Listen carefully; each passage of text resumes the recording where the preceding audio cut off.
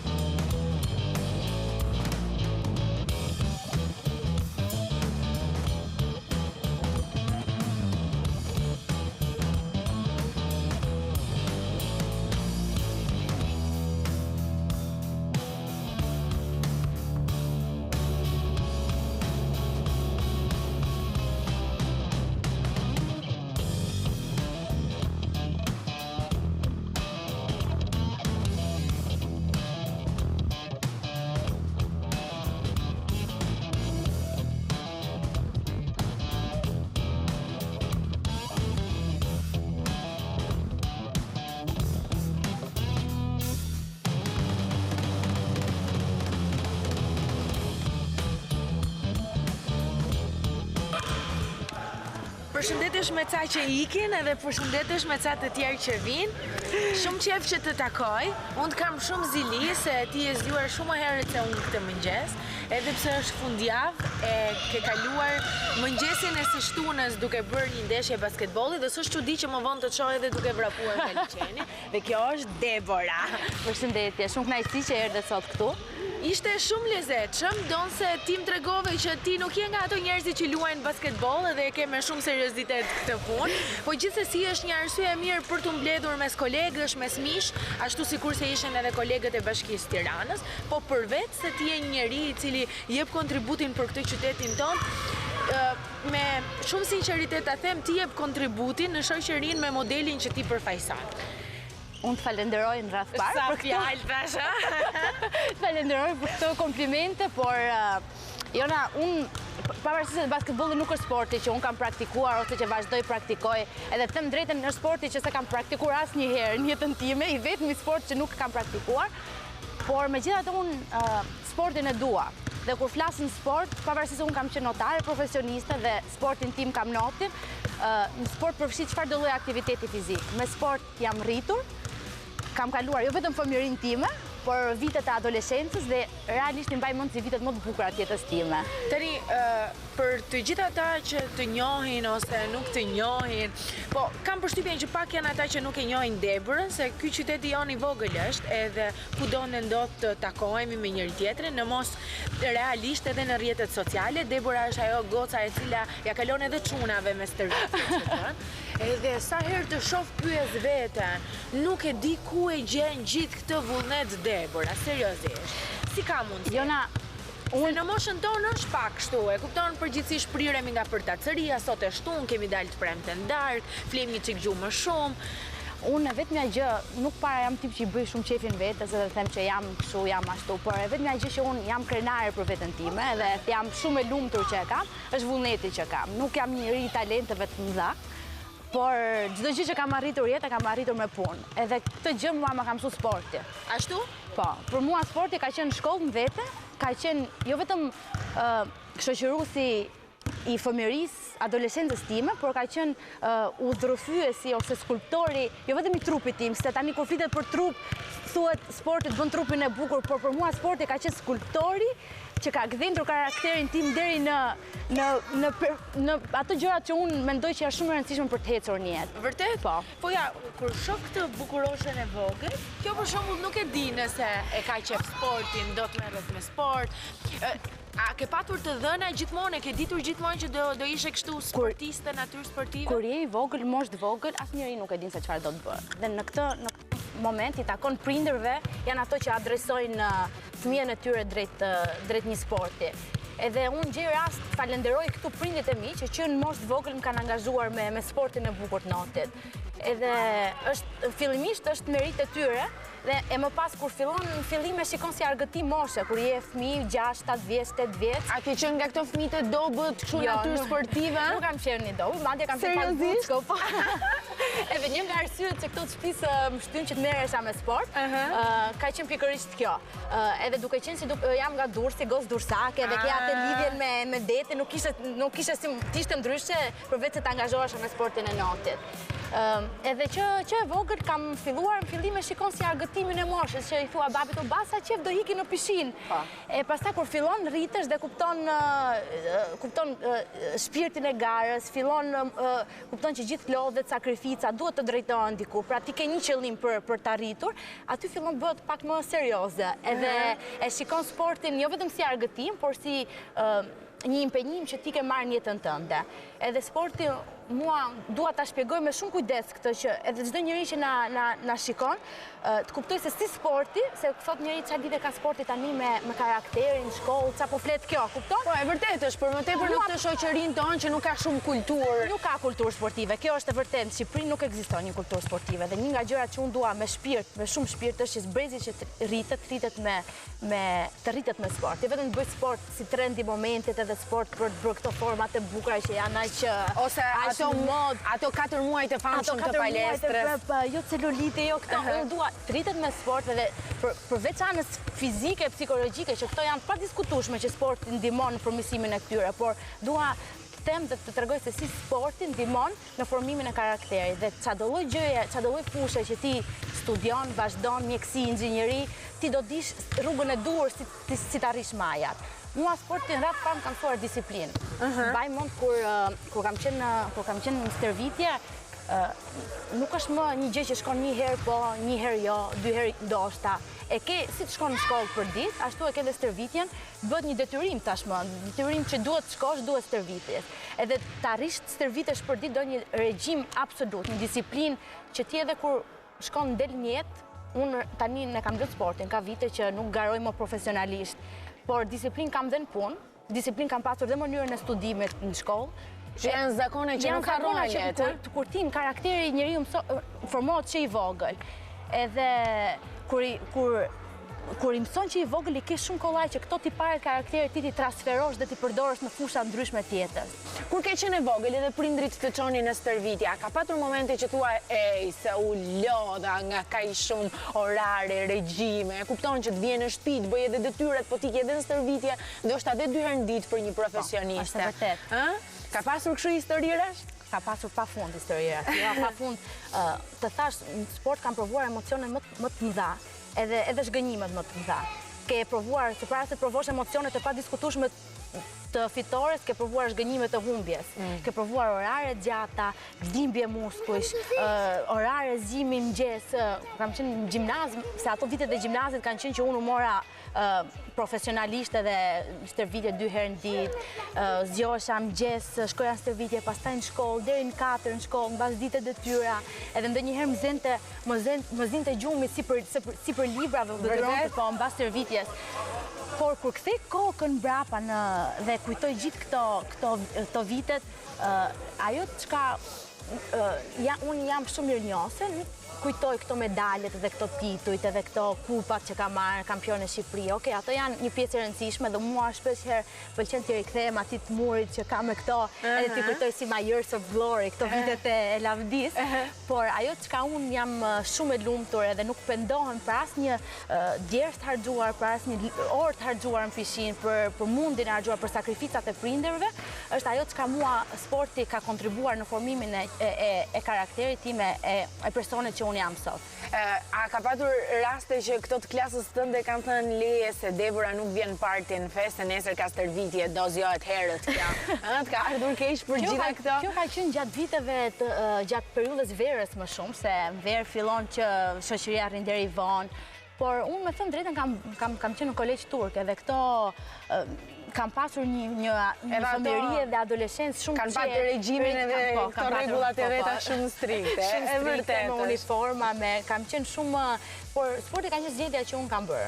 Ka qenë zgjedhja që unë kam bërë, fillimisht fal prindërve të mi dhe pastaj kur fillon dhe rritesh e kupton që edhe të kthehesha mbrapa nuk do kisha bërë 1 milion herë të njëjtën zgjedhje.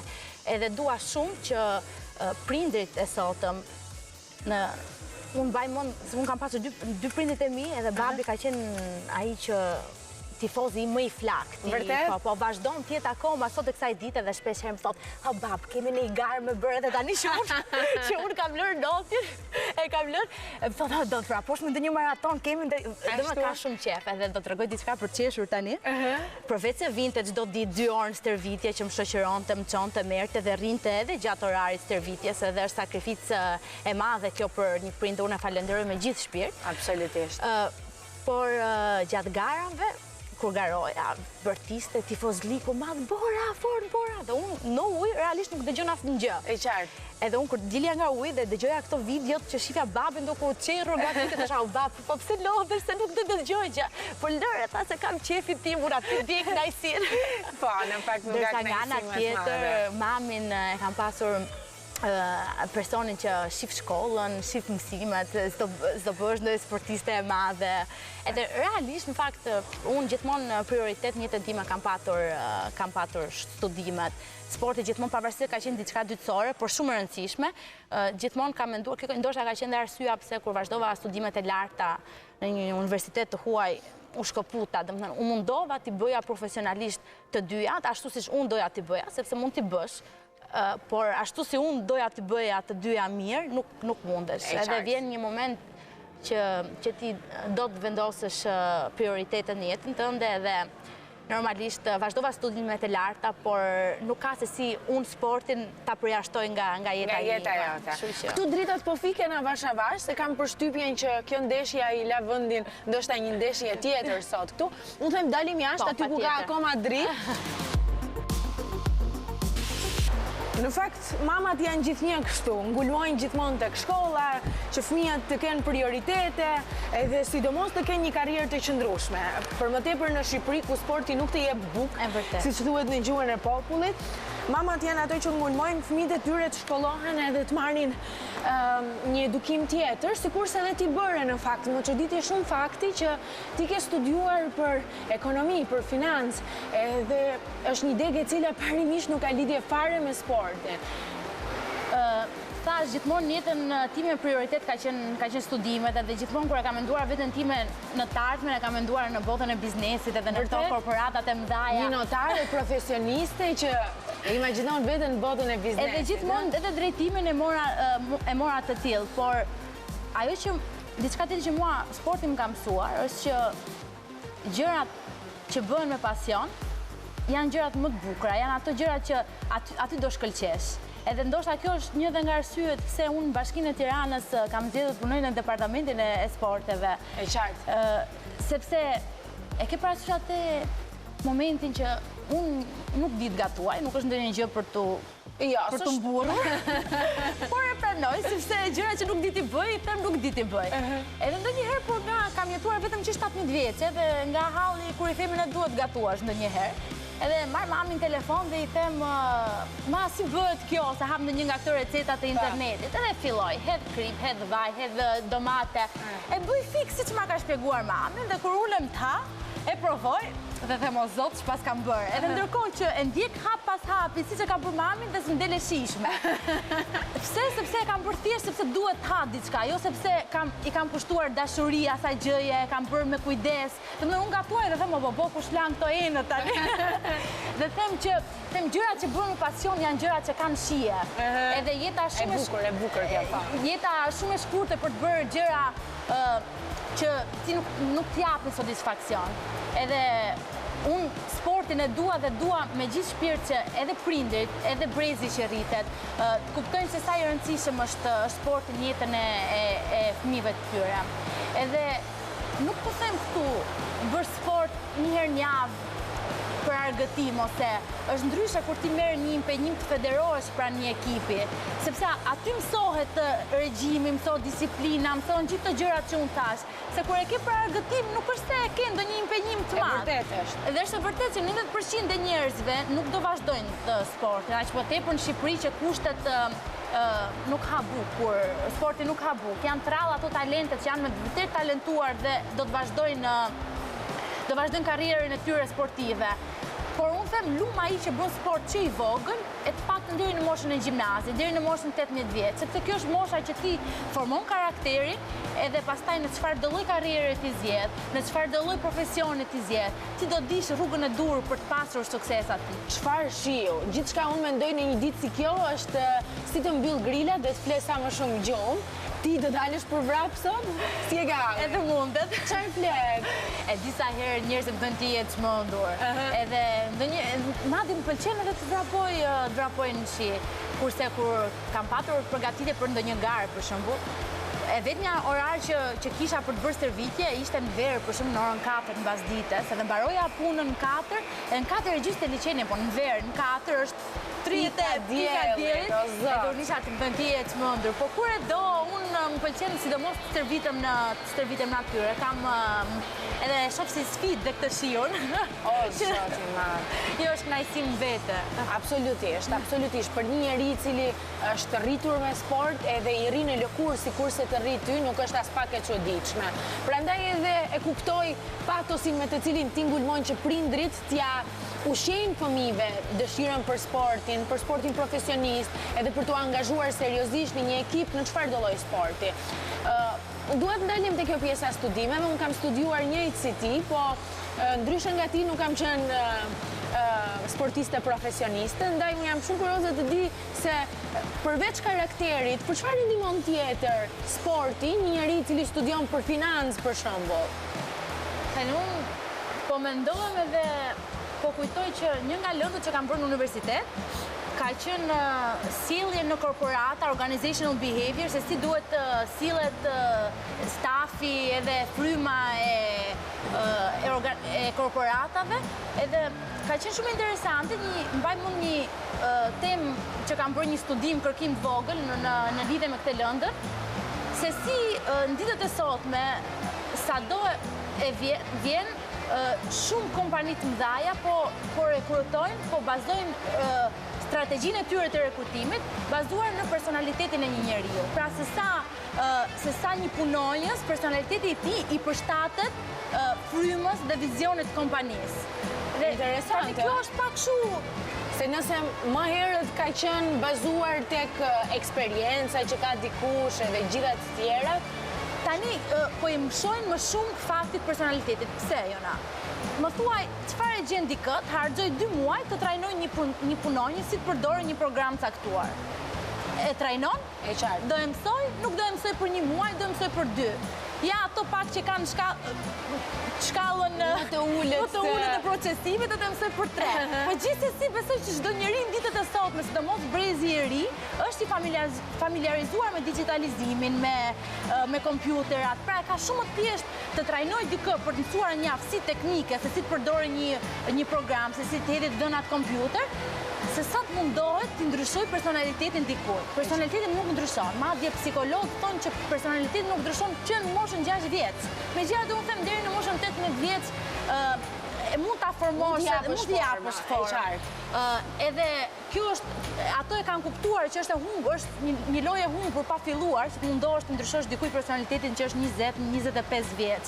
Edhe gjithmonë janë shumë më të gatshëm për të marrë në punë dikë që shikojnë që ka pasionin e duhur, ka dëshirën për të punuar, do të mësoj, ka vizion, se sa dikush që ka 20 vjetë që punon në të njëjtën punë, është mërzitur nga punën e shtyr rutinë, shikon për të marrë atë rrogën në fund muajit. Prandaj gjithmonë e më shumë po gjen njerëzit e duhur që i përshtaten vendit punës, kompanisë, vizionit që kompania ka.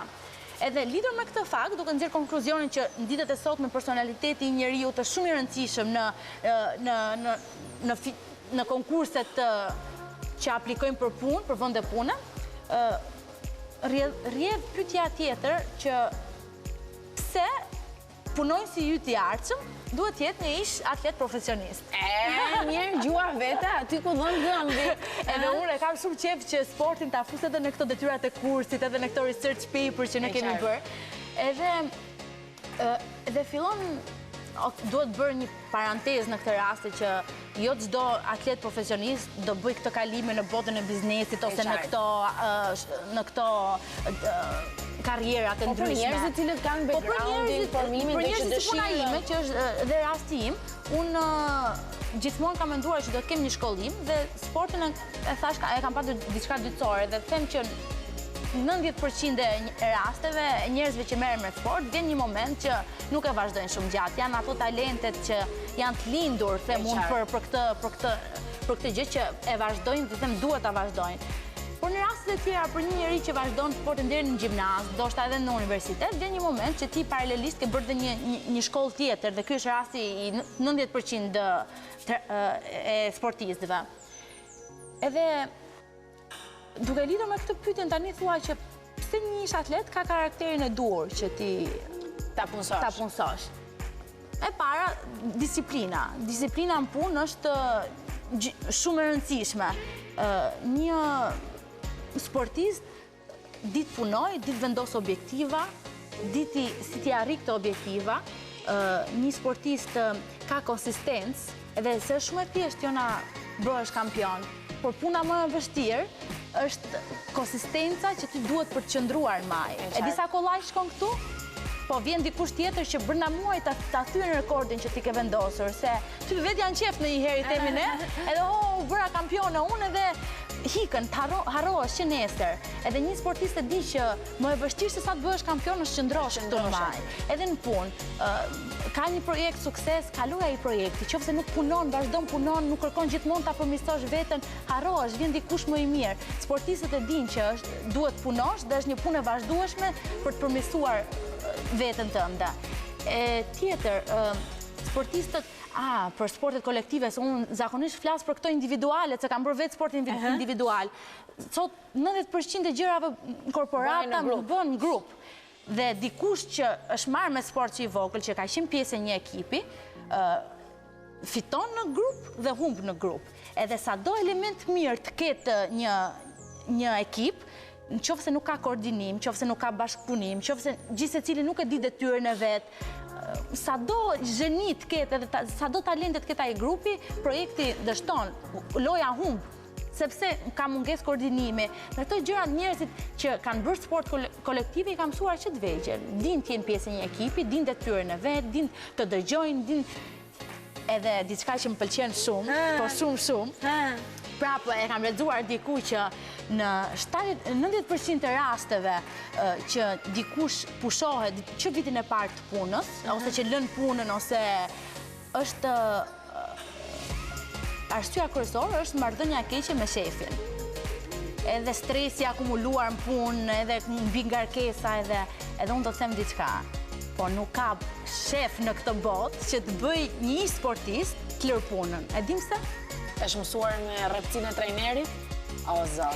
Nuk edhe ka dëgjuar të bërtitura, ka dëgjuar ulërima, ka dëgjuar më fort, më shpejt, e bëre keq. Edhe sharje që ti nuk bën. Edhe sharje, ke derdhur dhe lot aty dhe të nesër një prapë stërvitje, prapë duke e dëgjuar. Edhe unë të lutem do më lësh të falenderoj edhe të shpreh mirënjohjen time më të madhe për një person që jo vetëm e dua shumë, por e kujtoj me mirënjohje shumë të madhe, trajnerin tim Notit, i cili fatkeqësisht nuk jeton më, Agron Ismailati.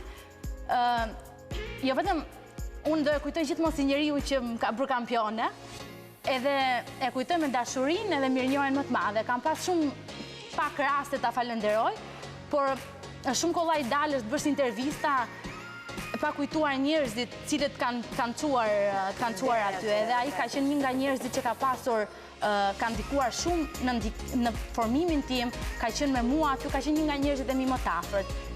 jo vetëm më falenderoj, e kam gjithmonë në zemër dhe unë shpesh herë e kujtoj, po kështu publikisht nuk kam pasur asnjëherë rastin ta falenderoj. Për njëri i cili ka studiuar në Bocconi, se ti je modeste, po unë duhet ta përmend këtë gjë, me rezultate shumë të mira për financë, mua më kuriozon shumë fakti që ti ke zgjedhur të punosh në bashki për sportin, me sportin. Pse? Nuk ka qenë kjo rishtas kam filluar te departamenti i sporteve. Në fillimisht kam punuar tek një departament që i përshtatesh profilit tim të shkollimit. Edhe mbaj mend ka qenë në para 2 viteve, Jona, për maratonën, organizuar maratona e parë e Tiranës në 2016. Unë sapo kisha filluar punë në bashki. Edhe kisha bërë një regjistrim maraton, sepse doja të vrapoja. E qartë. Edhe më marrin dikush nga departamenti i sporteve që merr konfirmimin që je pjesë e maratonës, dhe më marrin përshëndetje, marrim nga drejtoria e sporteve në Bashkinë e Tiranës, donim të dinim të konfirmonin regjistrimin tuaj në maraton.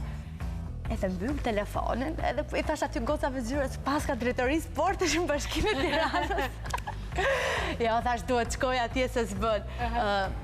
Të thash, gjërat që bën me pasion janë gjërat që kanë më shumë shije, edhe unë dua me shpirt që t'jap kontributin tim sa do të vogël tjetë kjo, sepse normalisht ndryshimet rrënjësore në mentalitet ose në mënyrën e jetesës nuk mund t'i bëj një njeri.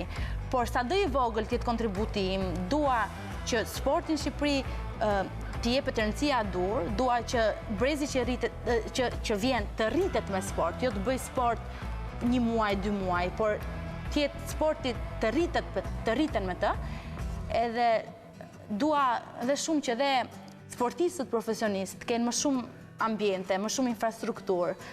E di shumë mirë ç'do të thotë për një atlet profesionist mungesa infrastrukturës e kushteve, edhe dua sadopak që kontributin tim ta jap në përmirësimin e këtyre gjërave. Normalisht nuk mjaftoj vetëm unë, duhet kontribut i gjithë atyre njerëzve që sportin e kanë pasion, i gjithë atyre njerëzve që kanë mundësi të japin kontribut, të investojnë, e gjithë strukturave shtetërore dhe e gjithë njerëzve. Sa do pak tjetë kontributi, pra ndryshimi bëhet nga gjithë, jo vetëm nga një njeri.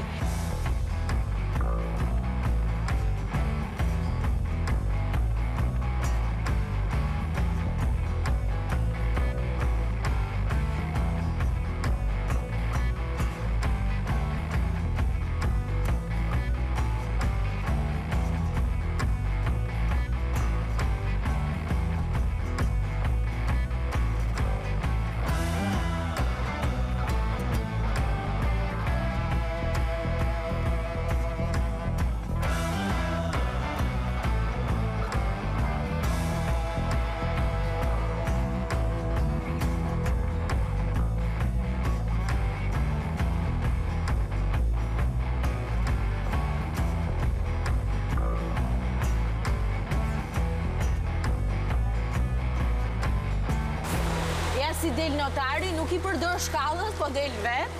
Të parën po t'jap këtë. Edhe në qikata. Dërsa të dytën po t'jap se mjetin ton të punës. Falë, ti e hoqa të peshirin, kështu do rishti. Të pengoj? Jo, fare. Ti eshtë më intimidon pak. E kam okej, besoj? Po, je yll fare. Super, rahatohu. Se unë rahatova shumë në fakt e kësa po të qia ty, ajo që po hap të krahët ndërkohë që notonte ishe ti, po është shumë bukur në fakt të shohësh siluetën femërore të kësa bën një sport të tillë. Jo sepse e kam praktikuar vetë, po besoj që noti është sporti më i bukur, jo vetëm në formimin e trupit, por është nga ato sportet që trupin muskujt i zjap, nuk i ngurcon si shpesh herë kur bëjmë palesën atë në bollë se e bërë sigur. Noti nuk të letë të formosh atë muskujt e ngurt, fort, të shëmtuar ndoshta për syun femëror. Pavarësisht se ka shumë njerëz që dhe i duan dhe ato. Megjithatë, unë them gjithmonë që këtu jam shtëpinë time, ujin e kam elementin tim dhe sado sporte tjera të provoj, se më pëlqen të eksperimentoj dhe më pëlqen të ndryshoj. Besoj që kur futem në ujë kam një tjetër marrëdhënie dhe është tjetër duket sikur jam shtëpinë time dhe rrëshkase, nuk ke atë përkimin që mund ta kesh me sportet e tjera. Qoftë në basketboll që po luaja më parë, sforcohesh, sa në pozitën të atyrshëm, këtu është çdo gjë. Unë e ke mësuar notin për herë të parë? Notin e kam mësuar shumë e vogël. babajin e kam pasur ta pasionuar pas notit, si dursak I vjetër I themi.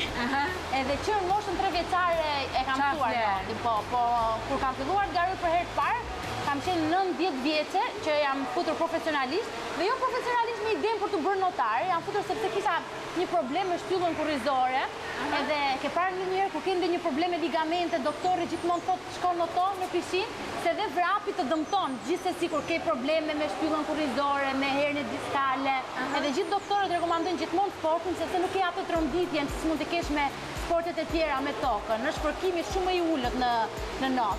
Edhe kështu I tha doktorit shtëpisë që është mirë që të futet bëj pak not për të përmirësuar këtë defektin kur e thënë. Pastaj unë kur fillova kam dhe pak natyrë kompetitive. Okej, s'duket fare. Edhe filloi pastaj angazhimi më serioz në sportin e notit. Ti thej që absolutisht noti krijon muskujt e gjatë edhe të bukur, po ti nuk je nga ato goca që kalon pa u vënë re për muskujt që ke. Qofshin këto muskujt e krave, apo këmbët shumë të formuara, apo dhe epsat. Ndonjëherë ke edhe këtë klishen e madhe të vajzave që thonë, po jo, nuk dua të bëhem si ajo, se ajo është si çune, kupton? Shumë komente t'illa kanë, edhe mua më bëj me qesh të më drejtën se nuk është I marrë shumë parasysh, sepse unë A je ti e fiksuar mbas muskujve edhe mbas masës muskulare në pjesë caktuara të trupit? Nuk është rasti im. Shumica e njerëzve mendojnë që unë ndoshta jam bollu fiksove, boll bëre, se je bërë shumë egzageruar, këto krahët, ke humbur feminilitetin. Unë vetën time e konsideroj sportiste, edhe pse tani më jam shkëputur, nuk garoj më, jam mësuar me regjimin e një sportiste, me stërvitjen e një sportiste. Unë kur shkoj stërvitem dhe në palestër, edhe kur nuk lodhem, them s'kam bërë stërvitje sot, e dua, më pëlqen ai sportimi, ajo lodhja, ajo që ju push yourself, e shtyn veten përtej limiteve tua. Edhe nuk e kuptoj këtë manin të them drejtën të njerëzve që bëjnë sport për të pasur këto format e bukura, alla Kim Kardashian. Okej, çdo vajzë do të ketë një trup bukur dhe trup, po mbi gjitha më shumë se trupi bukur mendoj që është e rëndësishme një trup I shëndetshëm, edhe një trup energjik. Dhe për sa kohë mua sporti më jep energjinë e dur, më jep kënaqësinë shpirtërore, më jep motivimin për të qenë produktive gjatë gjithë aktivitetit tim fizik, se shumica njerëzve kujtojnë që unë zgjohem dhe flen palestër. Por edhe unë kam një punë caktuar, kam angazhime familjare dhe për sa kohë sporti mua më ndihmon që të jem produktive në gjithë aktivitetin tim, për mua besoj që është mjaftueshëm. Pastaj trupi besoj është diçka që nëse stërvitesh rregullisht do të vi. Nuk jam e fiksuar për të pasur një trup perfekt. Cila ka qenë gjëja më e çuditshme që ke dëgjuar në këtë drejtim nga njerëzit? Pafund. Ashtu, Nuk dua të bëj shumë komente, po më se ajo se ka trupin gjë, ka vetëm ato krahët, bel nuk ka fare, zitën nuk ka fare.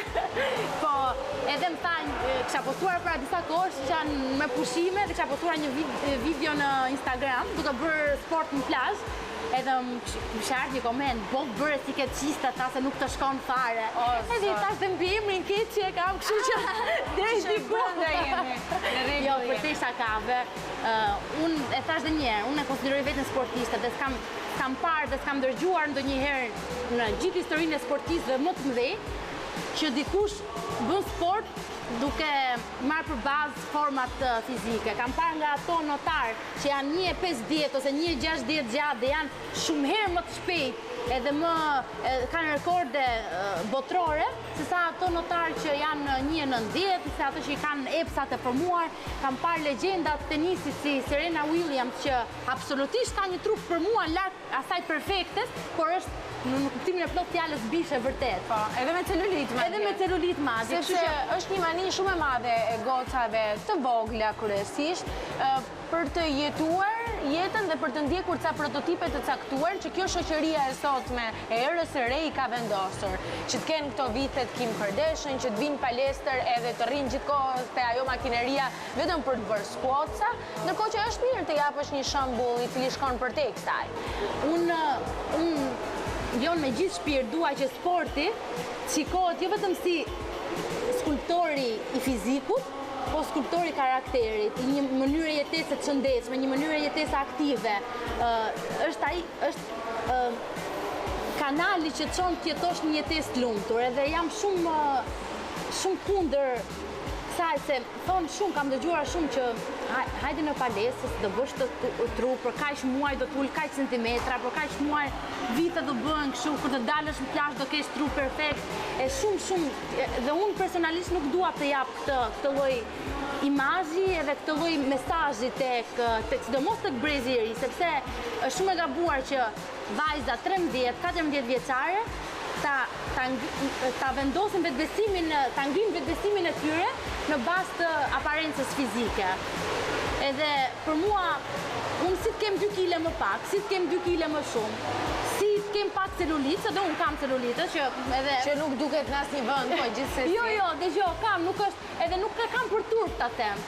Për sa kohë unë jam e lumtur kështu siç jam mirë në trupin tim, edhe mbi gjitha jam energjike në çdo aktivitet që unë bëj. Kam parë dhe nga ato çuna, se unë mbas ditëve jap një klasë crossfit, edhe kam parë dhe nga ato çuna që rrin gjithë ditën duke bërë muskël barku, duke bërë biceps, shtang, shtri, edhe kur vinë bëjnë klasën e crossfit, sepse crossfiti është sport, unë personalisht palestër nuk e quaj sport, vinë edhe kur i thua të kërcejnë si për klubi, 3 kërcime që janë ushtrime kardioje, vdesin brenda 2 minutave. Si ka mundsi?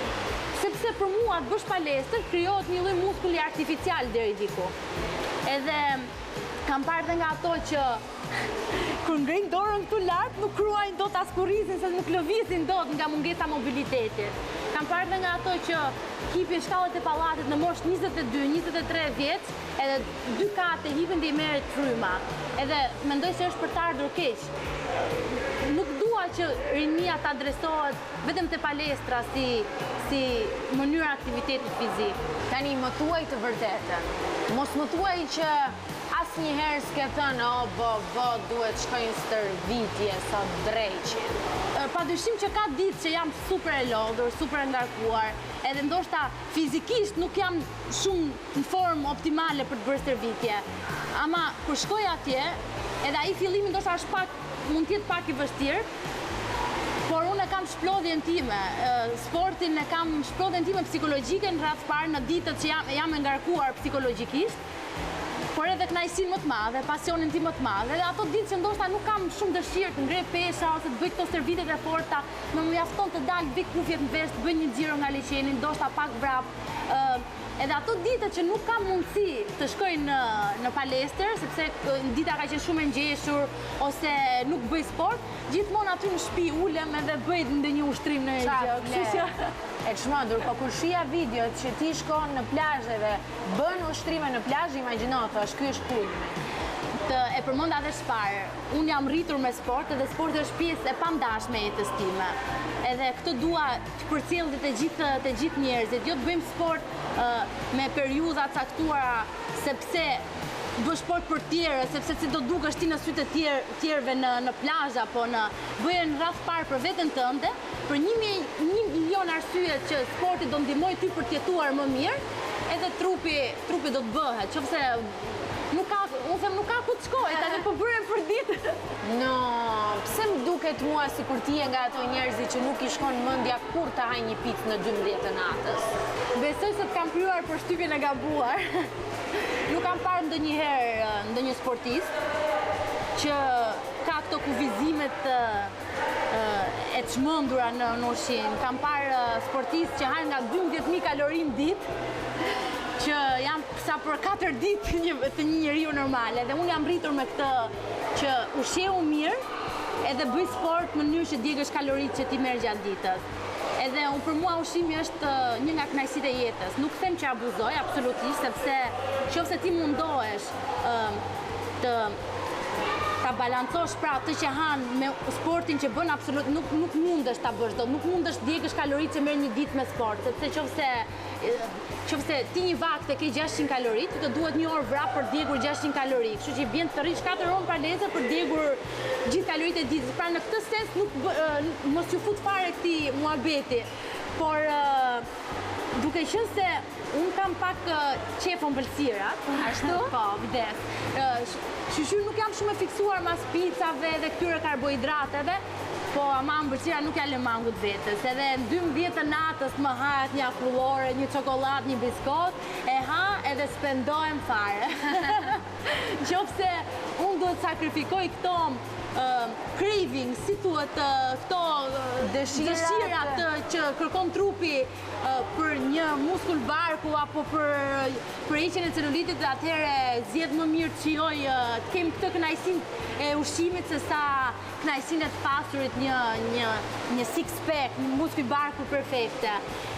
Edhe megjithatë nuk dua të bëj të gjithë diturën, sepse unë nuk jam nutricioniste dhe absolutisht nuk dua t'i jap njerëzve këshilla. Mendoj që ka shumë njerëz që të pyesim atë Deborah na tregon çfarë si të ushtrohemi dhe çfarë të fajmë. Unë si të ushtrohem edhe ja them, po ça ha nuk marr përsipër t'ja them, sepse mendoj që ka njerëz që kanë studiuar për këtë deg edhe di shumë herë më shumë se unë, edhe trupat ndryshëm kanë reagime ndryshme. Unë di që në trupin tim çfarë trupi im nuk toleron në ushqime, edhe mundon të bëj një dietë të balancuar, po jo të kufizuar. Në kuptimin nëse një ditë e shoh që kam abuzuar me ëmbëlsira, ose e di që në 2 ditët e ardhshme do mundohem mos të ha vazhdueshëm, sepse normalisht ushqimi është shumë i rëndësishëm. Për të pasur një trup të shëndetshëm nuk duhet abuzuar absolutisht, unë nuk dua të them tani që të hani gjithë sheqer edhe kolesterol edhe nuk dua t'jap të, por ama trupi tim nuk ja lë mangut ato dëshirat që ka.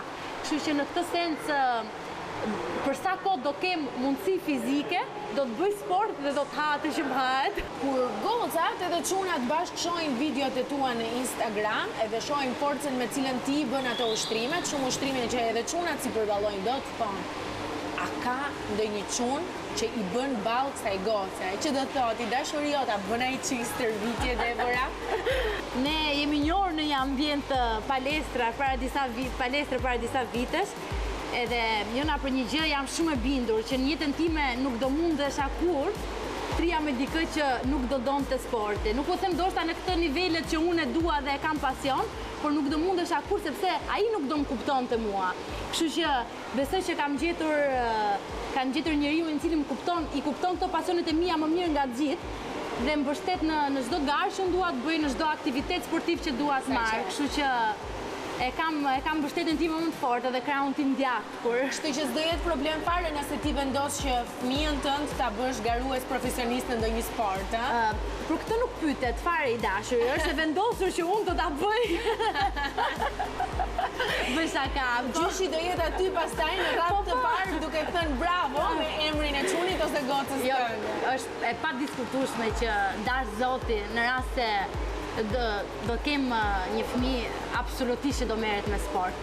Ndoshta jo në nivelet profesioniste, sepse ajo është dëshirë edhe personale, është pak dhe me karakter, sepse jo çdo njeri ka prirje për të bërë sport. Ka shumë njerëz që kanë pasione tjera, kanë vesh muzike, din kërcejnë, din pikturojnë dhe nuk ka pse një prind ta angazhojë me dorë në sport në momentin që ai ka 1 milion talente të tjera.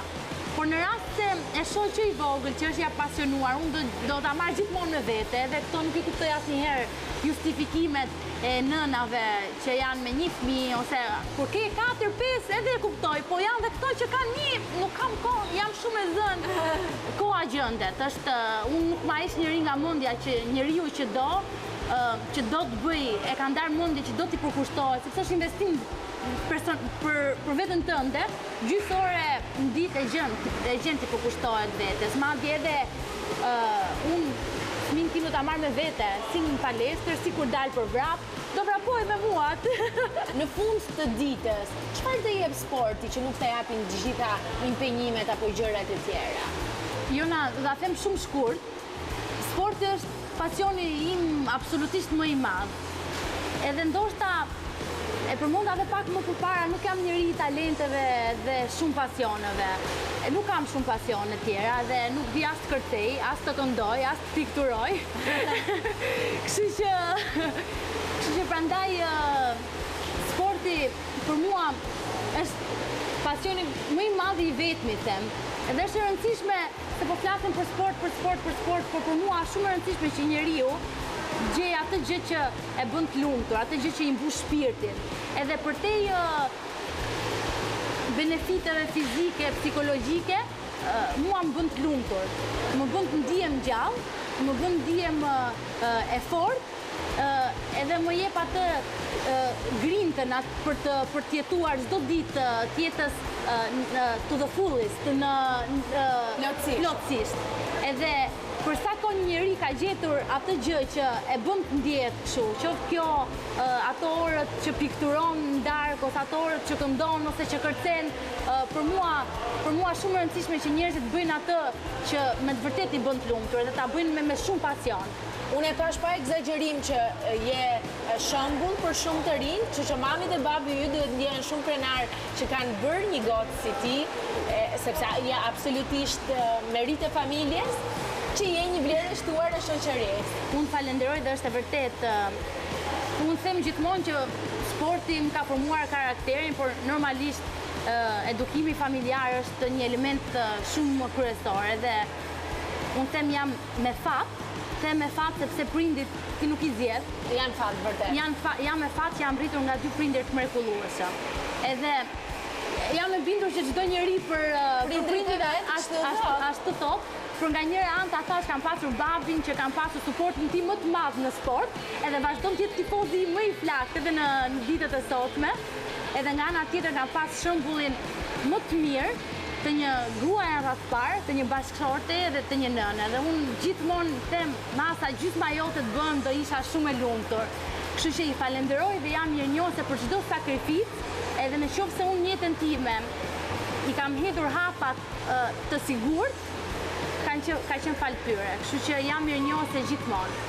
Faleminderit shumë për gjitha mesazhet edhe këto tronditjet e vogla që na dhe sot, njerëzve përtat ose që ndoshta i bëjnë gjërat me pak më shumë sforco, le të marrin pak nga vullneti yt, edhe nga dëshira për të arritur objektivat më të vogla në jetë, por në fund të ditës për të qenë të lumtur. Unë falenderoj, ishte shumë kënaqësi që isha sot me ty.